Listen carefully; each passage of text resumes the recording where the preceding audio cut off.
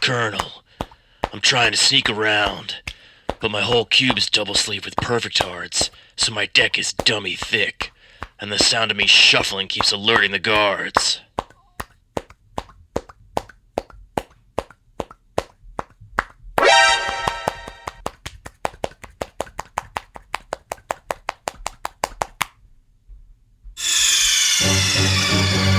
Snake!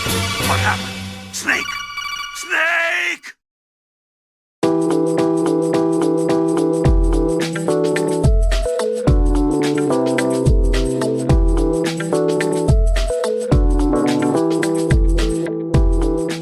Hello, everybody, and welcome to Lucky Paper Radio. I am your host, Andy, and I am here with my very chilly co-host, Anthony Oven Mitt Denier Maddox. People can enjoy, I mean, just like my feelings about Cube, people should enjoy Cube their way, even. Yeah. What am I trying to say here? I don't like oven mitts that much. Yeah. If you like oven mitts, that's great. Enjoy your oven mitts. Why are you getting so defensive? Who's to say this is a criticism? It feels like a criticism. Just because you know that I use and enjoy oven mitts because I don't like to be burned by my pots and pans. I also don't like to be burned, and I rarely am. Rarely is not never, buddy. Rarely is not never. Yeah, you just use a dish towel, which I feel like is Use a dish towel. Now, I have feelings about dish towels. I think people should have more of them, and they should use them liberally. the reason I bristle against the lack of oven mitts is I feel like at least part of it is trying to be a little bit cool. It's cool to not need an oven mitt. Like, oven mitts are for squares. They're for, like, you know, your grandma. But, like, you know, chefs in the kitchen, they don't have oven mitts. So I feel like part of it is just that it's cool, you know? I legitimately don't think so. You don't think it's cool? I think that there are some things where I might fall victim to that. I just don't want to use them. Like, I would so much rather just grab a folded up dish towel than, like, have a thing that I have to slot on my hand. It's just so much more comfort. Like, if I had it, I just wouldn't reach for it. Okay, fair enough. That's it. Fair enough. But also, you look cool when you're cooking, so, you know, you get... Thanks. At least I think so. I don't ever look cool. I think it looks cool to pull a thing out of the oven with just the dish towel draped over your shoulder. That's very cool looking. Well, to me. I mean, if you want to be a cool chefy guy, you shouldn't drape the dish towel over your shoulder, but sometimes I do. Wait, why is that not cool? Because, I mean, it's your shoulder. It's dirty. You got dirty shoulders? Yeah, everybody's got filthy shoulders. This is a my known shoulders thing. are pretty Dirtiest part of the body. I don't really leave the house anymore. My shoulders are pretty clean, I think I would say. This is not a podcast where we talk about how to be cool. Thank God, because I think we would not be the authorities on that particular subject. Correct. This is a podcast about magic, and we spend a lot of time thinking about magic, Anthony. I wouldn't say we're authorities, but we definitely have some stuff to share with the world when it comes to magic. I will say the sort of Venn diagram, not Venn diagram. What's the other kind of graph? A box graph, box and whisker chart. The thing that everyone, you know, you're picturing a Venn diagram. It's getting closer. They're overlapping more and more. I think magic is kind of becoming cool. You're suggesting that the thing with two circles overlapping each other is not a Venn diagram? So the thing with a Venn diagram is it just shows all the possibilities. There's no scale involved. There's a different kind of graph that actually takes scale into account. I've been thinking too much about data visualization. This is also not a podcast about data visualization. Do Venn diagrams have to be two things with one overlapping area, or can it be 3, 4, 7? It can be all of them. I think there is a limit that you can't make more than that. Before it stops becoming a Venn diagram, before you can't do it just physically can't do at it. all. Like, geometry does not allow you. I think it's like 13 or something. Because I've seen the really, really elaborate ones They're where it's very like weird. a dozen shapes showing all of the unique overlapping unions between those shapes. They're quite beautiful. We'll put them in the show notes. By we, I mean Anthony. I already saw him start Googling for it, so he's going to pull up those and put it in the show notes for people so you can enjoy the world's most complicated, not Venn diagrams, whatever it is they're called. Well, those can be Venn diagrams. Okay, fine. They are Venn diagrams. It doesn't matter. Jesus. Ugh. Anyway, on this episode of the podcast, we are going to be talking about the power of language. The words we use to talk about magic cards and how they help us communicate what we're trying to communicate, and sometimes hinder us in communicating what we're trying to communicate. This, Anthony, I think is especially relevant for Cube because Cube designers talk about aspects of magic that, frankly, other kinds of magic players really don't talk about because it doesn't come up, because the focus in constructed formats and retail limited is really solely on just that player perspective of winning, and that means that less things come up and need to be discussed than when you are a Cube designer and you're actually making the decisions as to what cards go into your environment and which ones are excluded. I mean, I think that it is important to every kind of magic and, like, every aspect of the way we do stuff as humans together. But I do think there are a lot of reasons why Cube is especially challenging. Like, I think in other contexts, it's just much easier to find language that just works because of all kinds of reasons. Right. Before we do that, though, we are going to get back on the listener-submitted Cube train. with a Pack One Pick One from listener Jared's cube called Mozart's Cube. I believe Mozart is the name of his dearly beloved passed on dog. So rest in peace, Mozart. Oh, it's a nice little memorial. This is a powered cube, Anthony. We don't often do Pack One Pick Ones from powered cubes, so this is a fully powered list, a 540 card cube that looks like it's got some really busted stuff in it. In addition to the powered cards, we also have some uncards here. We have some Mystery Booster playtest cards. Should we just dive into this pack? Let's do it. All right, the pack is Crucible of Worlds, Mirren Crusader, Dragon's Guard Elite, Transcantation, Mizium Mortars, Wall of Roots, Jack in the Mox, Stirring Wildwood, Mind Control, Basalt Monolith, Putrid Imp, Scrubland, Falconwrath Aristocrat, Liliana of the Veil, and Palace Jailer. You can find all these cards on the cards mentioned page, which we make for every episode. So it'll have all these card images as well as any other card we mentioned through the course of this episode at luckypaper.co/podcast/81/cards. It'll also be linked in the show notes. Anthony, what is speaking to you from this pack? You know, a lot of times I don't try and be super spiky and optimal about draft picks because I want to, see what I'm feeling. And all the cards here are powerful. There's lots of options. This cube has a special rule where if you win, you get to sign a basic. So I'm pretty motivated to really try and be spiky and optimize this pick. And I feel confident in my pick. I mean, I definitely know what I'm taking. Your feelings do not matter. What is optimal? However, I would not be surprised if my pick turns out to be wrong, but I am absolutely taking Jack in the Mox, and I think that is right. I gotta be honest, I'm not thrilled about playing with Jack in the Mox. For those not familiar, this is an unglued card. It is a Mox, so it's a 0-cost artifact. When you tap it, instead of getting something known, you roll a die, a d6. If you get a 1, you sacrifice it and lose 5 life. That's costly. Not great. If you get a 2, 3, 4, 5, or 6, you get one of the Wooburg colors in Wooburg order. So for the most part, it's kind of, I think... I would just treat it as a colorless Mox. Right, exactly. That sometimes you lose the game. Yeah, that will happen sometimes, I guess. Yeah, this is a very swingy card. The description of this cube and the letter from listener Jared explain that they like the swingy aspect of cube. In fact, Anthony, you're always one to read the cube description. This card is listed in the cards you are actually forbidden to pass. So, perfect. Our pick is forced by the cube and by Jared, and we're taking Jack in the Mox. I got to ask, if that wasn't in the pack, just to take the power out of the question, what is the next thing that you're looking at? That gets a little bit more difficult. I feel like, we don't have anything that is like super, super powerful. We don't have any fetch lands, but we have sort of signpost cards for a bunch of the powerful archetypes. So Wall of Roots is a great ramp card. We have Putrid Imp, which is a key piece of a Reanimator deck. And I just don't have a perfect sense of which of those options is going to be the most powerful in this particular context. To clarify, I think we have lots of powerful cards. We don't have a very powerful, very open pick. The powerful cards are committal. Right. So it's not that there's a lack of powerful options here. It's just we're not really having the flexibility to stay completely open. You could just take a Scrubland. Yeah, I think maybe the Scrubland or Liliana are the most open picks. I'm taking Palace Jailer is what I'm going to take. Okay, that's fair. Maybe a little bit greedy. It is a double pip card. First pick. I'm going to really be forced into playing white if I want to play that card. But the upside is really strong if you get there.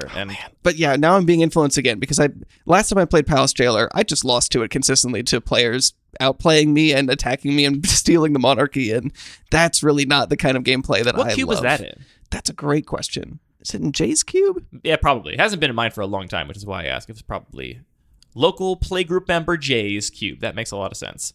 All right, Jared, we're taking the Jack in the Mox as your instructions specifically dictate we must. Thank you for sending in your cube for a Pack One Pick One. Rest in peace to your dog. If you want Anthony and I to do a Pack One Pick One from your cube on Lucky Paper Radio, send a link to it with your name and pronouns to luckypaper.co, and we will add it to the queue. Anthony, people love when you go on rants on this show.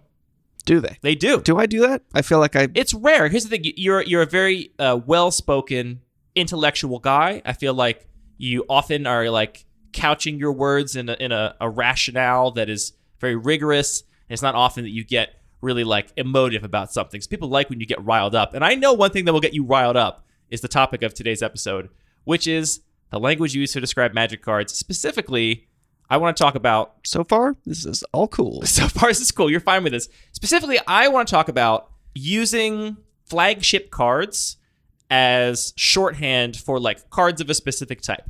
The most common ways we see this in the Q world, I think, is people calling something a Baneslayer or a Muldrifter. And this is often presented as some kind of binary, if you listen to this show a lot, you will notice that we basically never do this. We never use these kind of terms to describe creatures. We also don't describe things as a rabble-master or a tarmogoyf or whatever.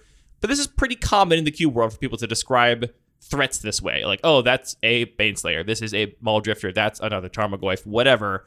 And I want to talk about how this kind of dialogue affects the cube design world specifically and how we talk about magic. Can we start with why this even happens, Anthony? So Magic is just a complicated game. There are a ton of cards. We need some way to make comparisons and break. It's sort of, why do we have language at all? We need ways to communicate about things and then also use that language to compare ideas and draw conclusions between things. So if you just say, well, here's a card, it's brand new, we don't really know what it's about, that's just not possible. We just can't treat every card as unique identity. So we need to find some way to develop a language for categorizing things.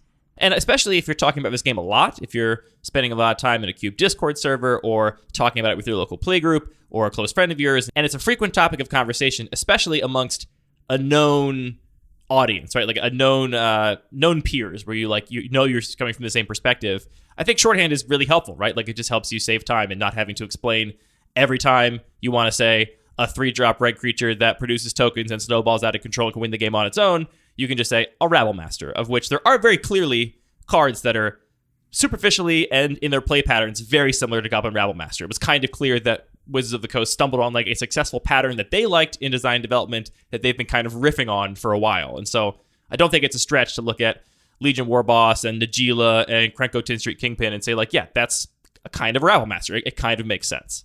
Yeah, I mean, we could even take a step back to look at broader sort of categories of cards and talk about removal. Removal's a new word we've introduced to describe a whole bucket of effects. And if every time there was a new card that said, oh, well, this one exiles something, or this one reduces its power, or this one does so much damage, if you have to explain from scratch what every single one of those effects is, it's just going to make communication a lot slower than just being able to say, here's a new removal spell, let's talk about it. Yep, you got way ahead of me. Those are things I made notes here too, like cantrips, kind of loosely defined. I mean, a thing that replaces itself, draws a card, but you can get into nuanced discussions about, like, is Remand a cantrip? Great question. We can get into that nuance if we want.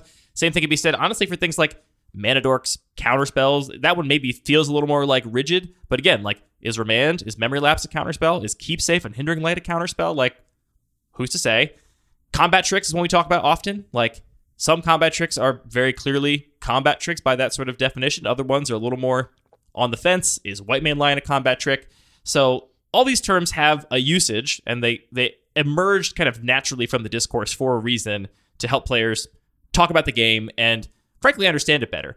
I do want to touch explicitly on linguistic relativity, which is the thing you and I are well-versed in. At least we've read the Wikipedia page a couple of times. And it's come up in past episodes before, kind of in passing. But this is just the concept, basically, that the human brain kind of, for the most part, thinks in language, which is to say that it's very difficult for you to internalize something, like know something, recognize something without a word to describe it. And having additional language to describe something changes the way your brain processes that information and can possibly store it. There's a classic Radiolab episode where, they go into the fact that, we talk about how a lot of Eskimo cultures have like 50 words for snow. And the reality is that when snow is everywhere, the different textures of snow and densities of snow and applications of snow makes it kind of a different thing. And so they had a different word for it. And they understand the different ways that snow could be a lot better than somebody who lives in Florida that just knows snow as snow could possibly understand. In English, we have 87 different words for sandwich.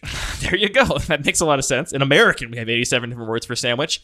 Similar thing with colors, actually. This is a really interesting one that's been studied on like a very rigorous academic level. The ability for you to physically, with your eyeballs and brain, recognize slight variations in wavelengths and colors of light is largely dictated by the words you have to describe those colors of light.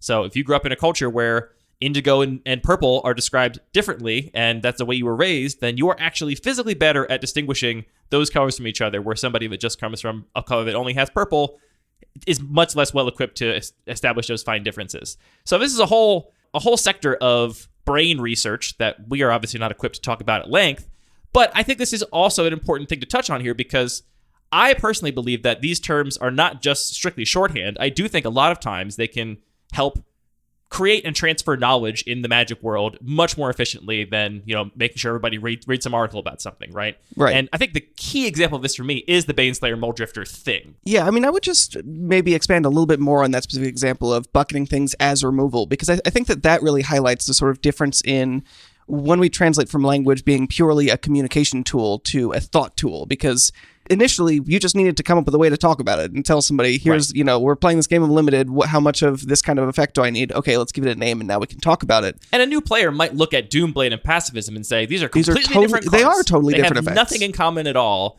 When in reality, we know from the way the game plays, they are both 2-mana removal that plays on the whole pretty similarly. But now you actually have this new way of thinking. Because you've introduced this term, it's actually much easier to say, okay, I can put these into buckets, and now I've opened up some brain space to think about other things. And that's just a really powerful tool that we use all the time. So language is not just a communication tool. It really shapes the way that you think and organize information. I agree completely, Anthony. So, given all of that context, why do you get so mad when somebody says something's a Baneslayer or a Mulldrifter? So the reason that I get mad is not so much... He's getting angry. Look out. He's turning green.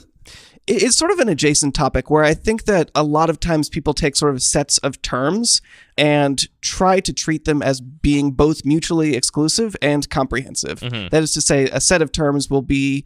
Every single thing will fit into exactly one of those categories. And so often this just isn't the case. I mean, like, one of the things outside of Magic that used to always frustrate me, people would get into these long arguments in, I don't know, the late 90s, early 2000s about sandwiches. I did make up the sandwich statistic. The hot dog sandwich thing? Not even that. They would just be like, well, is this a po' boy, or is this a hoagie, or is this a hero? And it's like, these terms were not designed as a rigid structure, and people designed sandwiches in these categories. These terms all developed independently in different areas to describe different things. If you're in more one like place, a big complicated 7-way Venn diagram when you look at all the terms for sandwiches. Sure. Or I kind of think of it more like gravity wells. Any sandwich trends in one direction or another, but like these are similar terms, and we shouldn't try and treat them as these sort of rigid buckets. And I think that Mulldrifters and Baneslayers are the same thing, where initially these terms were introduced exactly for this value that language can provide, because do you remember the writer of that initial article? So I'm not actually sure. I maybe should have done a little more research. I'm not sure if Patrick Chapin is the one that coined the Baneslayer Mulldrifter dichotomy, but it has been most rigorously described in his book Next Level Deck Building. And it's worth noting before you go any further that he does describe this as a comprehensive. He does. But it is comprehensive, and it includes a third category, which rarely gets mentioned, which is Titans. He basically says every creature in Magic is a Baneslayer, a Mulldrifter, or a Titan. And his description of those things, I'm doing this from memory, so maybe not word for word, is that a Mulldrifter is a creature whose body is not the value of the card, a Baneslayer is a creature whose body is the value of the card, and a Titan is a creature who has both. And you can obviously see how this is a spectrum, of course, right? Like, it's not that the body on Mulldrifter doesn't matter at all, right? But his argument is that if the reason you're playing that card in your deck is for the value it gives you outside of the body, it's a Mulldrifter, or it's a Baneslayer, or if it's both, it's a Titan. And that's, of course, referencing the cycle of Wooburg Titans from Magic 2010, where they had these cards which had huge bodies and also very, very relevant ETBs. Right. So I think that he was doing a service, making this intentional choice to say, let's pick some concrete language to talk about this value tempo axis, which is difficult to talk about and difficult to think about if you don't have the terminology for it, right? Mm-hmm. But I really don't agree that those terms are mutually exclusive, because in this context, it's very easy to imagine here's a card that just literally does both of these things, or does neither of these things well. That's a Titan. But now the terms are getting too complicated. The third term makes it too complicated. I mean, that is what makes the classification comprehensive by Chapin's descriptions. But yeah, I mean, it still is a spectrum. So I still feel like it's more practical to talk about these things in terms of degrees, or things are trending towards one direction or another, especially as Magic has just gotten more and more complex. And then what really does frustrate me is that people then, rather than saying, here's a useful thought technology, as long as we are, we need to leverage this in order to have a conversation about tempo versus value, people instead just have long, heated debates about, is this a Baneslayer or is this a Mulldrifter? And now you're getting away from the original point. You're not talking about why is the card relevant and how does it, play a certain way and play a certain role in a deck. Instead, you're just arguing over semantics of, is this an A or a B? And it's not actually productive. I largely agree. I think sometimes that argument is a proxy for the actual discussion, which is someone suggests that card A is not viable in this environment because it's a Baneslayer, and you can't have 4-mana Baneslayers in this environment. And somebody else's response might be, actually, I believe that's Muldrifter. And what they're actually saying is, I do think it's viable here for this reason. And the way they're making that argument is by putting it into a different classification, which overall I agree. My biggest complaint about this stuff is that I often think people take this thought technology of like categorizing cards in a certain way and then take that and apply it to kind of dogmatic perspectives. Like, for example, Baneslayers aren't good enough to play in Vintage Cube, for example. For sure, yeah. And once you've taken a thing that is just meant to like loosely categorize stuff and then translated that to some sort of dogmatic take, that's where I have problems with it. And frankly, those are the people I see using this language the most. I think it's kind of coincidental that the people that are oftentimes saying like, well, I'm not going to run that, that's just a Baneslayer, are the ones that also have this dogmatic take on what is and is not viable or what can and can't work in a given environment. And again, based on Patrick Chapin's definition of Baneslayer, a Mana Dork is a Baneslayer, right? That's a card whose value is its body. It's not giving you any other value. It's a creature in play that acts as a land. It costs 1 mana, but it's still a Baneslayer. Here's where we get into some of this other like weedy area because, you know, when people refer to Rabble Masters, I think of Rabble Master in the way that I described earlier. It's like it was clearly a card that was successful in Standard and Constructed, that Wizards thought was successful in achieving the goals of the design that they had intended, and so they riffed on it, right? There are cards that are very clearly, in lots of detailed ways, down to the type line, similar to Goblin Rabble Master. That, to me, is like a different kind of thing, obviously, than saying something is a Baneslayer. And so I think some people don't have the Patrick Chapin definition of the value is the body versus the value is the effect outside of the body. They just say, oh, a Baneslayer is clearly like a 5-ish mana thing that is really powerful that dies to removal. And it's like, well, that is more what Baneslayer is specifically, but that definition of Baneslayer is getting much further away from this, at least attempt at something that is comprehensive and is mutually exclusive to describe creatures in Magic. And I think that usage bleeds in a lot, which then causes even more confusion. And that's why this is so difficult, because we don't have a Merriam-Webster's thesaurus for this stuff, right? There is no canonical source on what we are using these words for. So someone will say Baneslayer meaning, 5 mana threats with flying and lifelink, and other people will perceive it some other different way. Yeah, I mean, they're just taking components of different sets of description, or ways to describe things, and sort of mushing them together. Now you have these multiple sets of buckets where really there's a lot of overlap between them because they just aren't part of the same comprehensive system. And the other thing is, like, I appreciate the rigor that Chapin put into his definition, because I do think it actually approaches a pretty decent job of a comprehensive, mutually exclusive descriptor for all the creatures in Magic, those 3 buckets, with, blurry lines between them. Like, something can obviously be, you can negotiate how far it is from Muldrifter to Titan. Like, if you make Muldrifter a 3/3, is it a Titan now? Who knows? That's, all kind of gray area. But the definitions are at least thought out, right? However, I think that also gets away from the, like, practical use of those terms, right? Because if your definition of a Baneslayer includes a Elvish Mystic, a Dark Confidant, a Baneslayer Angel, and, other cards that are superficially very different in how they actually play in the game, then what is the actual utility of that term, right? Like, when are you referring to that entire set, which is, like, theoretically a third of all the creatures in Magic, when are you referring to them in some productive way? Whereas the definition that is like the Rabble Master definition, right? The definition of Baneslayer Angel that means, it's on the higher end of the curve, it's going to, like, brawl in combat really well, it basically demands a removal spell. That kind of definition of that term, to me, that is kind of a useful class of cards to talk about. And especially in cubes, which are largely singleton, I do think it's very helpful to think about cards in, like, classes, right? Like, if you have a whole cube and you have just a 1 to 5 mana threat that demands an answer that, like, behaves in this way in the entire cube, it's not impossible for it to be well integrated and balanced with everything else, but I think oftentimes you'll end up with cards that you want to have some kind of redundancy for, some kind of support for, where there's other cards that are like that card. And so that description, to me, feels a lot more useful in, like, normal conversation, right? Like, if we're talking about card evaluation or deck building or cube tuning, describing a Baneslayer as, like, is this an environment where you can afford to spend 5 or 6 mana on a threat that doesn't give you any immediate value, but if it doesn't get removed, you run away with the game? Like, that tells me something about the environment. Tell me that Baneslayers are no good in a cube when your definition includes Elvish Mystics and Dark Confidants. It means nothing, right? That's a third of all the creatures in Magic. That term has become intellectually more rigorous, but I think practically way less useful. Something else you're sort of touching on is the fact that context is super, super critical to all these descriptions. Like you're just describing. What's context? I've never heard of that. It's sort of like where the card is and what are the surrounding cards. It's like a playmat. Change the card. Exactly. And sleeves. Context. If you put a Muldrifter in a Baneslayer sleeve, for example, does it become a Baneslayer? Great question. So you just described... Now I want to hire an altarist to put Baneslayer Angel art on a Muldrifter and Muldrifter art on a Baneslayer Angel. That would be great. Let's do it. All right. Next prize for whatever. Context really matters. So you just describe, if we add another point of power to Muldrifter, does it become a Titan?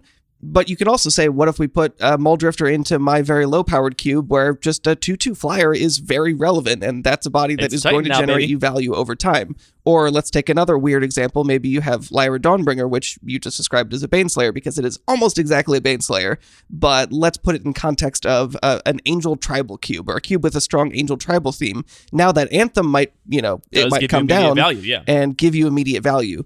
So I think that these terms can be valuable and used effectively when you say this is a Baneslayer because in this particular context XYZ, and now you're discussing the relevant thing of, is this generating value or tempo, or where does this card fit along this axis? But outside of that, just saying I see a card blanket, it's a Baneslayer, let's move on, like that's just not a conversation that I'm interested in. So I try and just walk away from those.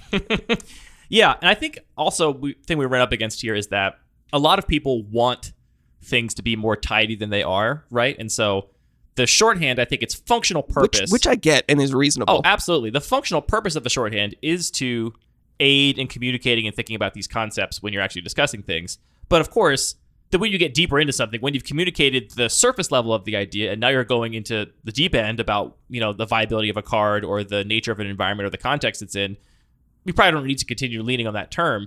But I think a lot of people have this desire to I have learned a thing. It is that there are Baneslayers and Muldrifters, and everything is a Baneslayer and a Muldrifter, and therefore that's my mental model. Let's do the exercise.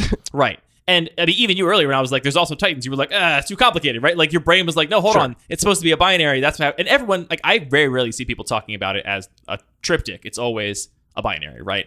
Because that's a compelling story. It's compelling. Also, which Titan? It's not compelling just one of these many Titans. How do you think the tendency to refer to specific combinations of CMC and mana value and power toughness. I feel like we've been good about that. We have been good. I've been working on it. How do you think the tendency to refer to specific combinations of mana value and power toughness with shorthand relate to this? So, for example, calling things a Grizzly Bear if it's a 2-mana 2/2, a Hill Giant if it's a 3-mana 2/3. What's a Hill Giant? This is embarrassing. Or a Piker if it's a 2-mana 2/1. How do maybe Hill Giant's a 3-mana 2/2, right? Hill Giant's a 4-mana 3/3. 4-mana 3/3. Well, close enough. Do you think that has similar problems? Because that to me is in a similar space, right? There you're saying, here's an iconic card, Grizzly Bear. It's 2-mana 2/2. We're going to refer to all of the 2-mana 2/2s for the rest of the time as a Grizzly Bear.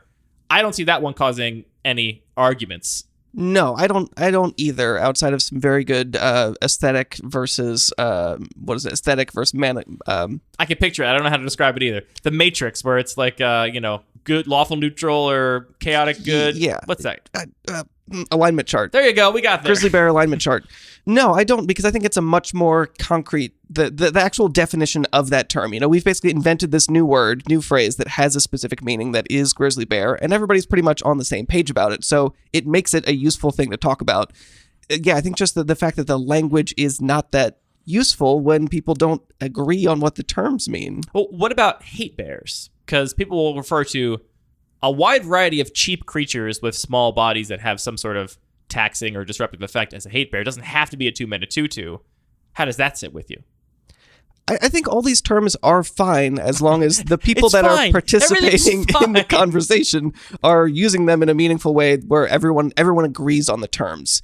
And if you're saying, hey, this is a hate bear, and I'm looking for more hate bears, please help me, tune this cube in this way and find more cards like this in this way, then that can be totally meaningful. But like all these terms, if people disagree and the conversation just devolves into, well, you're not using this term right, then those are conversations. I mean, my blanket recommendation is, if you're ever having a conversation and someone says, you're not using this term right, or you find yourself saying, you're not using this term right, a really easy thing to do is just to stop using that term and instead replace it with the description of whatever you're trying to say. Just use a few more words and get on with the conversation in a productive manner, because you're just trying to use shorthands. And when the conversation becomes about what the shorthands are, it's so boring. So is your only qualm effectively with the Baneslayer Moldrifter talk, which is the most common, I think, infringement on this, that people are just inconsistent? If everybody agreed that there were Baneslayers and Moldrifters and it was a perfect binary and it was comprehensive and it was exclusive, and you were the only one that was like, actually, this doesn't make sense to me, but everyone else knew exactly what they were talking about when they were talking to each other, that works for you? Sure, and if I wanted to talk about a different concept, I would just avoid using those terms because it would immediately turn the conversation into that conversation. Which is kind of what you do. Which is what I do. Which is kind of what you do. I mean, like now, another similar case is people have a very specific vision of what aggro means, and that's fine. This is a great example. In a lot of high-powered environments, it looks a very certain way, and this is true of also the other macro archetypes. Absolutely. Mid-range control combo, yeah. So when I started initially designing some like much lower power cubes, and I would say, okay, well, maybe the aggro deck looks like this, conversations would immediately be derailed because people would say, this is not an aggro deck. What you're talking about is not aggro. And I would say, it's fast mid-range. That's okay, great. It's fast mid-range, not aggro.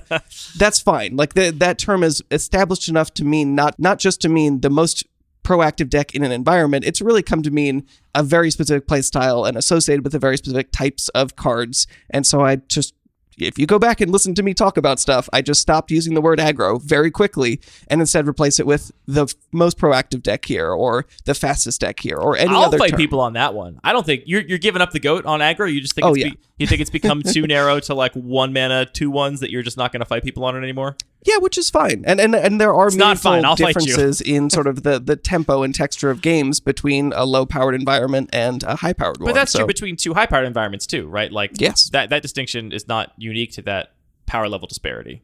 This all came up because I think it was Cryonicity. Apologies if I'm getting the wrong person. You know, you're all just avatars and usernames to me, so I don't know who anybody is. Wow. I mean, it's true. I don't know these people. They're just, it's not to say, not to dehumanize them, right? I know there's a human behind there. I just don't know who that human is. Anyway, was asking about my inclusion of Elvish Reclaimer in the Bun Magic Cube and why it was in there. And my like gut response was just like, that's just another Tarmogoyf. And what I meant there, of course, is that like, yeah, that is not in there because it fetches up lands. That is not like the reason that I think its power level can hang with the environment. It's in there because it's a card that is very efficient to cast and overstated, especially in the late game. And so there I meant Tarmogoyf as this description of a card that's like a cheap threat, but still scales well into the late game as compared to a cheap threat in a more traditional or commonplace aggro deck, which often doesn't scale that well into the late game. You draw your 1 mana 2/1 on turn 5, and it's probably can't attack and just kind of sits there. How do you feel about that kind of description? I'm just going to run these by you and see, like, you know, what you, what makes you angry, and get a gut check to like how you feel about these different descriptions. Like, to me, I feel like that was quicker than describing everything I just said, right? Like, oh, that's another Tarmogoyf was like a pretty straightforward way to say this is a card that fills a specific role in my environment. I think, again, it's just a challenge where if everyone's on the same page about the language we're using, then it is effective.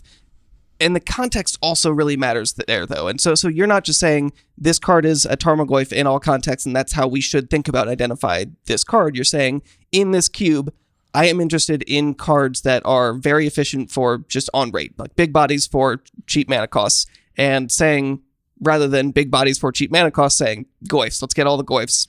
That is fine. But if you also say, well, in this other cube, I'm interested in every crop rotation effect, then it would also be totally reasonable to say, here's my Elvish Reclaimer. It's just another crop rotation. I'm going to play it. Like, and in Legacy, it's kind of both, right? Like, in Legacy Constructed, it is basically both, yeah. So, again, it's like, and I think that was a reasonable place where somebody said, I don't understand what your term means. Let's reframe this conversation so we can be on the same page. And that's the way to move forward. There was a lot of framing about it, and I saw you checked out of it all. You didn't participate in any of it. I mean, I love Elvish Reclaimer, so. That's the other place where I think this is especially useful to get on like a more affirmative, route here. I do think that thinking in these terms in like classifications of cards is a really valuable way to think about designing your cube. If you rewind and go back to a cube update I made last year where I added a lot more 2-mana threats. So you can read the whole blog post. I was like, because of the success of Tarmogoyf, I'm adding all these cards that are like 2-mana threats that could theoretically end the game. Like Grimslayer, Scourge of the Skyclaves, Magmatic Channeler, others that I can't think of off the top of my head. I didn't call them Tarmogoyfs in the post, right? Like, it doesn't actually matter that I called them Tarmogoyfs, but it was that kind of thinking. It was that kind of thinking of Tarmogoyf, which is a card that wasn't in my cube for a long time, then I put in to test out kind of provisionally, performed quite well. Once that was proven to be successful in my environment, that thinking in terms of classifications of cards is what other cards perform in the game and in your deck, like Tarmogoyf does, allowed me to kind of unlock a bunch of cards that were potential good inclusions in my cube. And I think that kind of thinking is great, and we should encourage that at all turns. When it's condensed down to like a little soundbite, quippy language thing, maybe gets a little problematic. But that I think is a very valuable thing. Yeah, I mean, and that's that exact point. We've been talking a lot about communication and why it's important that we have good language and people are on the same page about what words mean. That's the point where it really switches from a communication tool to a thought tool, where you discovered, here's this type of card that performs in a specific way that you enjoy more than you expected, and allowed you to reframe a bunch of other cards and consider, does this also fit into that bucket, where I wouldn't have even considered it because you didn't have a word to talk about it. Right, and I also didn't realize that 2-mana, 4/5s or whatever could end games in my environment, right? Right. And so it's like, once you learn that could be a thing, it's like, where are other 2-mana cards that could potentially be 4-powered creatures? And it's like, that's where you come across Magmatic Channelers of the world, which you might have overlooked at first because you were like, well, this is not a great aggro threat, right? But is Tarmogoyf an aggro creature? Oh, terminology. But I think it's really important to acknowledge the negative side of it as well, where once you sort of get locked into terms, it can be really hard to then switch your mode into thinking about a card in a different way. So if you had just been looking at Elvish Reclaimer as a crop rotation effect, you might just never have, it wouldn't occur to you in the same way to think, oh, okay, it's actually also relevant in this context, because from a different perspective, it actually is this different thing as well. And I think that maybe is something that happened to you with a lot of other cards, like Tassiger is maybe a card that you put in the bucket of EDH cards or Delve threats, or like there was some other way you were categorizing in your brain, and that sort of made it more difficult for you to see it in this different perspective of just, a relevant body that can be very efficient. It sounds stupid, but for a long time, I didn't think of just cheap, efficient power and toughness being like a thing that my cube was seeking, either because I found it like less interesting than cards that had abilities and rules text and stuff, or because I didn't think it could hang on power level because it just all dies to Doomblade or whatever. It's just power and toughness. But there was definitely a long life of my cube where I was like, no, the cards have to do more than just have power and toughness. And now I don't feel that way at all. It was largely Murktide Regent, which switched me on that, and Tarmogoyf too. One other thing that is a negative of this that I think really should be acknowledged is that even if you're in a community or a circle where these terms are mutually understood and everyone knows what you're talking about, and there is no friction where people are arguing about what's a Baneslayer and what's a Muldrifter, the net effect of having a bunch of specific lingo around a thing makes it much harder for people that are not within that community to like learn about it and get enfranchised in it, because it's there's like a big learning curve, right? You like pop in and all of a sudden people are using words and acronyms you've never heard of before, and I think it's much less friendly to newcomers than not using that kind of specific language. And I'm always in favor of being as welcoming as we possibly can in the cube world to newcomers, especially those that are maybe newer to Magic. I mean, obviously a lot of these terms exist outside of cube, and so it's more of a Magic kind of insular thing, but I think it's definitely important to note too, especially if you're trying to grow your play group or talk about these kinds of concepts with a broader range of people. Maybe not everyone plays play with Goblin Rabblemaster, right? They might not even know what that card is, and so that can be very narrowing to conversations. Yeah, that's definitely true. And even in today's age where, weirdly, I feel like communities are almost becoming more and more fractured, as, here's people that are just learning Magic and only played in a Facebook group, or only played at their LGS, or only played in Arena. And even though we're all playing the same game, people have developed very different language to talk about concepts. So I definitely agree. It's really valuable to, especially when you're talking to somebody that you haven't talked a lot with before, just be aware of the language you're using, and if things don't make sense, like make an effort to switch and use simpler language, or try and understand the language that they're using. Anthony, I've got the fandom Magic Wiki pulled up, the list of Magic slang. If I just hit you with terms, can you rate them net positive for the community or net negative for the community's communication with each other? How's that sound? I can do my best. All right, let's go with answer.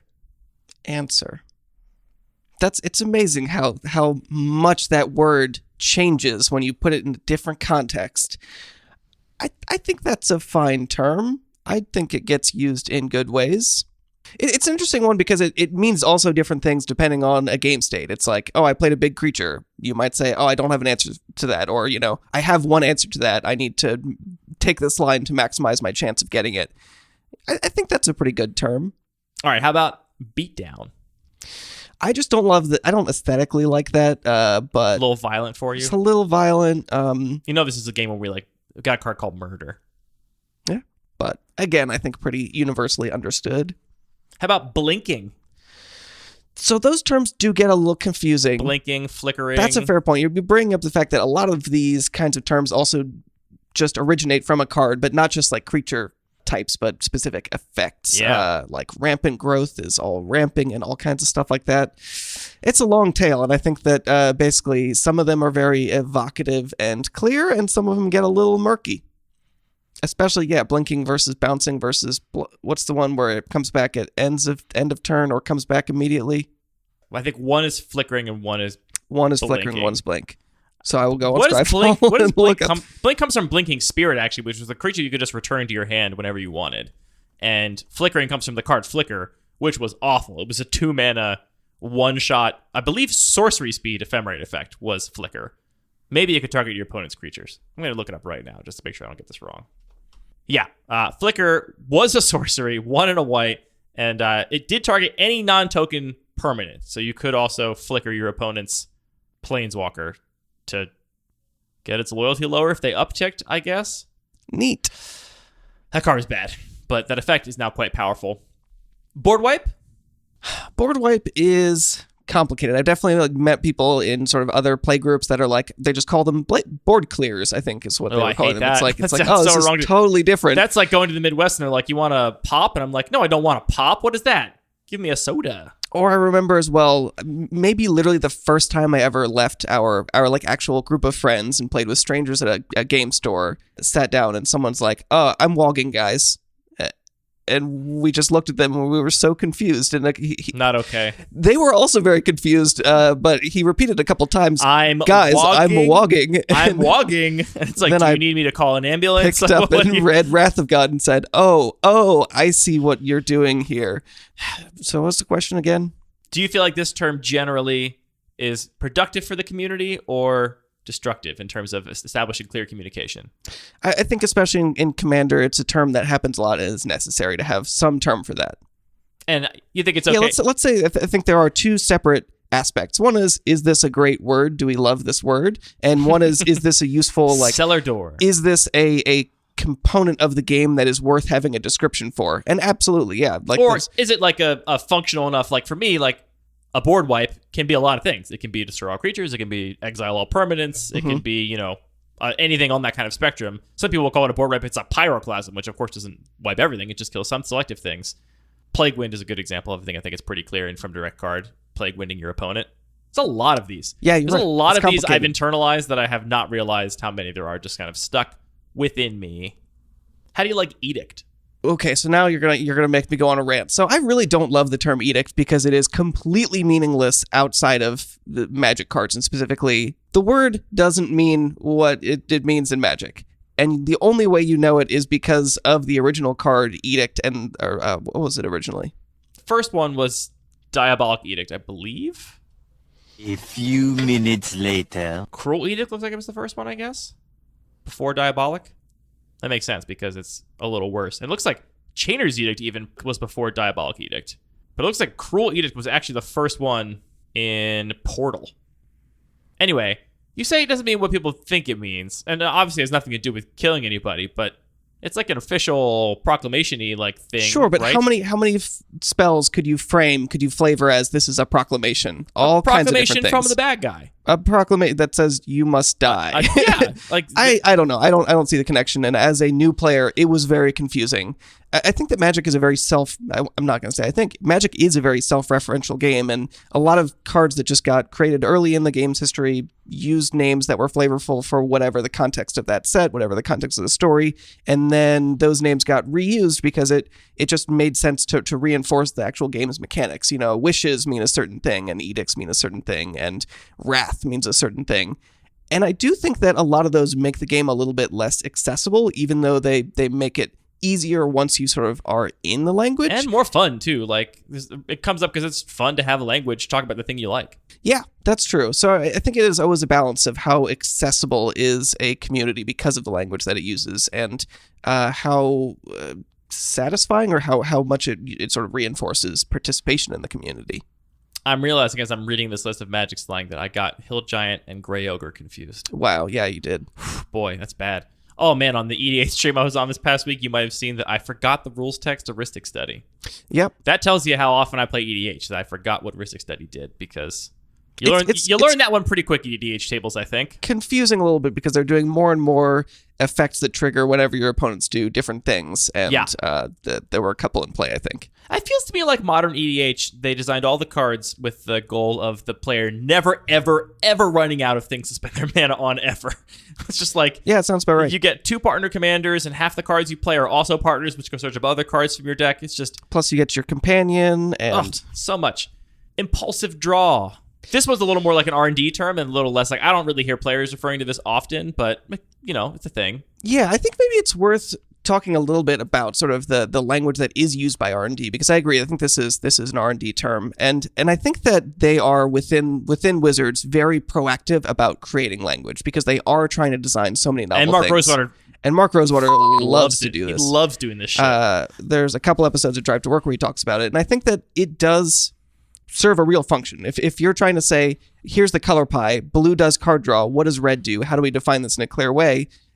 Again, if you have to explain, well, it can draw cards, but then it has to either discard them or, can cast them potentially this turn only, and like wrapping all that complexity into something that you can actually take that concept and put it into your brain and say, oh, we can do a burn spell with impulsive draw and a creature with impulsive draw, and then do all the fine tuning of what that means, that I think is really critical to just a group of creative people making something that is so complex. But again, I think that there is a little bit of a drawback where when you are creating this language, you're, just like all the things we've been talking about, making that environment more exclusive in terms of who can actually participate, because you need to have access to that language. It also sort of creates a structured way where these are now the thoughts you're going to use, and unless you make an equally big effort to switch that language or evolve that language, you can very much get stuck into thinking these ways and actually reduce some creativity. But overall, I think that a lot of these terms are like net positive, because we need ways to talk about it. Impulsive draw is a tough one because we've gotten so many slight variations on it, especially recently with all the ones that let you cast the cards until the end of your next turn, which is quite a bit better than until the end of turn for obvious reasons. But we've gotten that on recent cards, and I feel like it always takes me 2 reads. Like, yes, okay, that is actually not this one, it's the other one, and that's the one that's slightly better, which is more reading to do. Mana flooded, mana screwed? Those are very resonant terms. I think that we got to have those. What do you think about, we talked about it briefly earlier, what do you think about describing a deck as a mid-range deck? Choose your context. I know you're going to say context matters, and you may choose your own. It's fine. It's what fine? do you want me to say? It's fine? No feelings about what? I always felt like my understanding, my grasp of the like aggro mid-range control spectrum was that I had pretty clear definitions of like what aggressive decks want to do in most environments, which is beat their opponent before they get to use all their cards. Regardless of your speed, if your opponent gets to use all their cards, your aggro deck probably didn't get there. Your control deck, which very often wants to go to the extreme late game and nullify a lot of their opponent's cards, either with board wipes or big blockers or whatever, just like play cards that are slower but better, right, and more powerful. Like that binary makes sense to me. Like either go fast and make the cards irrelevant, or go slow and have better cards. The mid-range always felt like, and there's something else in the middle. Boop. So there's another one in there somehow. It felt like the least defined of those 3 decks to me. I agree with it being less defined. I do see value in that there is a big difference between 2 points in a spectrum and 3 points in a spectrum, where 3 actually more clearly defines the spectrum at all rather than just a binary. So I think the term is valuable for that reason. Say more about that, though.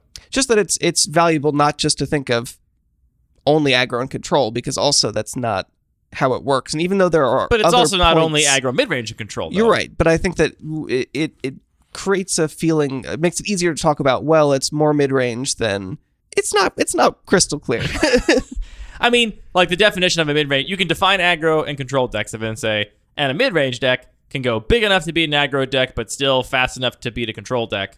Like, that's kind of the definition as I understand it. It presents that rock, paper, scissors sort of nature, which it's harder to have just when you talk about these two components at the end of the spectrum. And I do fully reject the rock, paper, scissors of the aggro, mid-range, and control matchup spectrum, which maybe we've talked about in the show before. Maybe we haven't. Maybe this will garner a lot of emails when I say that. But I reject that. But I do think it is helpful to understand how a deck intends to win in a given matchup and understand like what your strategy is, basically. Like, do you care about trading? Do you want to, chump block here? Like, those questions are all answered by an understanding of the overall breakdown. Yeah, mid-range just felt like kind of a useless name. There's like, the one in the middle, the one that doesn't have a better descriptor, the middle one. That's what mid-range is. Let's give it a good name. Gerald. Permission. Fine. Thumbs up. This is a great segment so far. I don't know about this I love how riled up you're getting about all of these. It's great. How do you feel about people using the term prison, like a prison deck? What does that mean to you? Very little.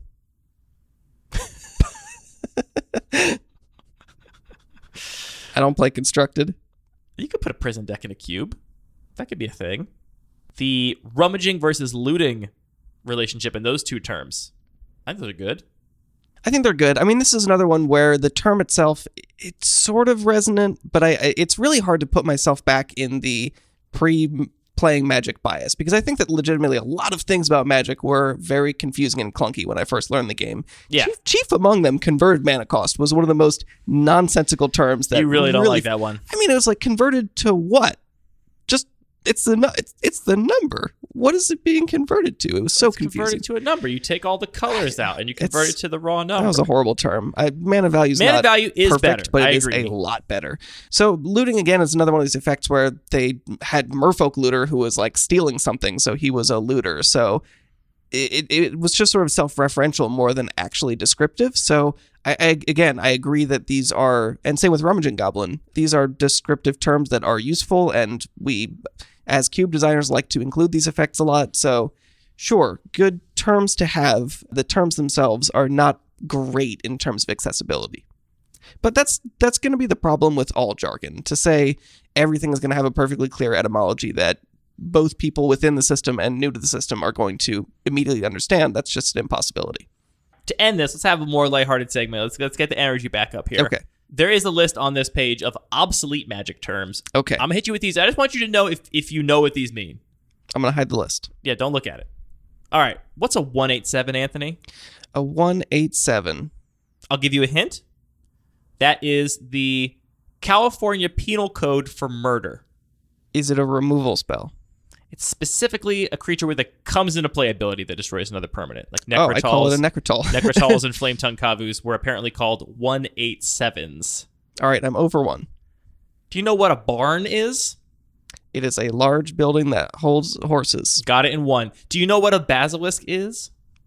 Wait, is that what the barn is? No, a barn apparently is a player who follows around a much better, more famous player hoping to benefit from their experience and success. Short for barnacle. Oh, okay. I was going to say that's a bard. Usually negative. Basilisk. Lizard. If we ever do a live show, when the pandemic is over, at CubeCon or something, my dream is to have us on stage and for me just to be hitting you with Pokemon pictures and for you to be live Googling the actual real life animals that the Pokemon are. Why do I have to live Google it? I have animal Google in my brain. Because it's fun. It's fun to watch you live Google that. That's a fun thing for you to do. For listeners, Anthony never played a Pokemon game. Doesn't know any of the Pokemans. I've learned some since. But knows a lot about just the natural sciences. And so you show him a whatever mon, a Borbamon or whatever, a Gorlymon. It's like, what is this one? It's a giraffe. And they're like, no, it's a giraffe. It's like, what are you doing? Some of them are like that. Some of them are weirder. But you have an uncanny ability to, within 5 seconds on Google Images, produce a photo of like a specific creature that looks exactly like the Pokemon. And it's a very fun game to play. All right, we'll do it. As you get increasingly irritated at how Pokemon just took real life creatures, slapped some colors on them, and then called it a Pokemon. Do you know what a Grow, G-R-O, is? No, I do not. Have you ever heard of the original Grow deck, which was called Miracle Grow? I've heard of Miracle Grow. This is a deck built around Quirion Dryad, which is the 1 and a green 1/1 that when you cast a spell, it's white, blue, or black, it gets a +1/+1 counter. Cool card. So some sort of deck with a snowballing cheap threat, I guess, was a Grow deck. I don't know why this is considered obsolete. This is actually very funny. It says here, mostly obsolete as Query and Dryad left extended in 2008, and the powerful Tarmogoyf is available at the same mana cost for contemporary decks. So all the Grows were replaced by Goyfs. Yeah, checks out. Trix, Trix. Is that like Cheerios? No, but Cheerios is a term, but that one's not obsolete. To give you a hint, it was a specific combo deck, and I think you will have heard of this combo before, but probably only in the context of like EDH. Triskelion? This was the Illusions of Grandeur Donate combo. Oh, that's cool. Yeah. All right, last one, Troll Shroud. I do know Troll Shroud. Troll Shroud is hexproof. From which troll? Just hexproof. From Troll Aesthetic. Troll Aesthetic. Ascetic? Perfect. Ascetic? Aesthetic? I would say aesthetic. Yeah, anyway. All right, this has been Anthony and Andy talk about words from Magic. How's my score? Pretty good, right? You did pretty good, yeah. Great, thanks. Let's check the big board, and you won. Congratulations. Hooray. You're going home with a brand new Kia. Thanks for tuning into this episode of Lucky Paper Radio. Dear listener, if you are an expert in WebGL and image processing and want to help me with a small project, let me know. I would add that it's kind of a big project, and if you do happen to be an expert in WebGL, which is not out of the question, there's a lot of programmers. Need a little array buffer help and some pre-multiplied alpha images. That one I think I might be able to help you with. The pre-multiplied alpha images. That'd be specifically. great. Maybe. Depends on how exporting images works, but I can definitely try some things. Anyway, if you do, there's a big overlap of programmers and Magic players, not coincidentally. I think Cube players especially. So if you happen to be a WebGL expert and you want to help us out with the project, holler at your boy, and your boy is Anthony. Otherwise, look out for a cool new project in a year. In question mark. The more people that contact Anthony to help, the sooner it will be in front of you. All the music for this show is produced by DJ James Nasty. I should clarify, all the actual music, sometimes I put in dumb sounds and stuff, and you shouldn't blame DJ James Nasty for that. He's a good DJ that does good not joke songs, and all the dumb stuff. That's my fault. All the Magic cards are produced by Voices of the Coast. All the listening is done by you. Thank you, Anthony, for talking about words with me. I love to talk about words. Word, dude. All right, I got to give one quick shout out actually about words. Shouts outs to words. You don't read fiction, so you haven't read Cryptonomicon. Nope. If you want to, I read Moby Dick last year, okay? So I read a big fiction. Wow.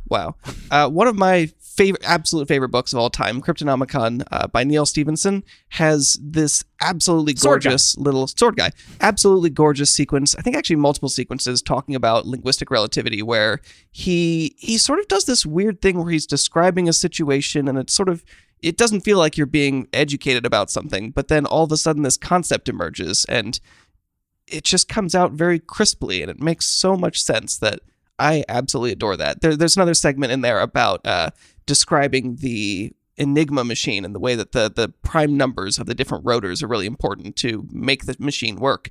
But he starts talking about someone riding a bicycle and like a character riding a bicycle down the street and the mechanics of the bicycle and what would go wrong if there was a break in the chain.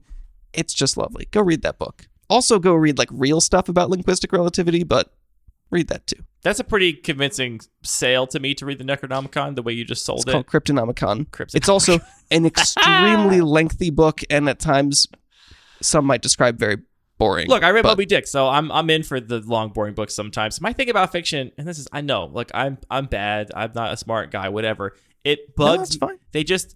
I'm reading it, and I'm just like, you just made all this up. This is all made up stuff. None of this is real. This is all made up stuff. And I'm like, why am I reading a bunch of made up stuff? Make this up? That's how I feel, which I got a broken brain. What can I say? That's how I feel about fiction sometimes. Yeah, that's so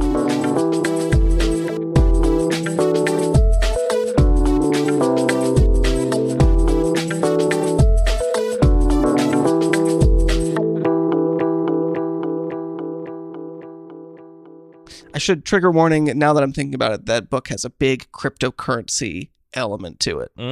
It felt different when I read it many years ago. Look, the technology of cryptocurrency is interesting. Oh, totally, yeah. The huge bro-y capitalist system that has absorbed it and used it explicitly and exclusively for trading high-margin assets is completely unappealing. That's the problem with it. Technology's cool. Yeah, not for me.